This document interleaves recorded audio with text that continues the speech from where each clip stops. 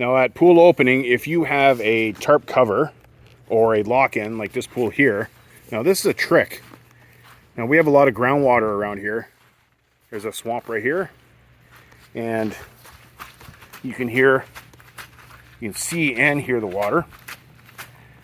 Now this pool here had like 5 different companies open and close this pool, and they've always had a problem. There's water everywhere, standing water, and the water table is super high here.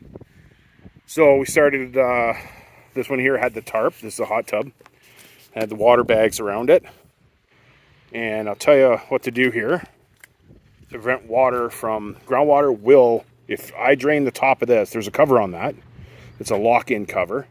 Now if I drain that water out and not put the same amount of water that I'm taking out back in, then the groundwater from around the pool is just going to go in behind the liner and start floating the liner.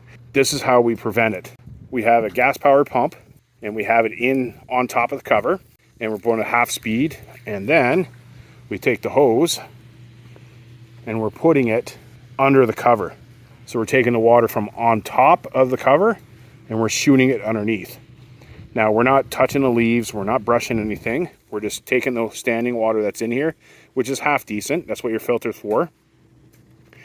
So we're gonna take out as much water as possible without disturbing anything. Don't brush, don't scoop, don't do anything.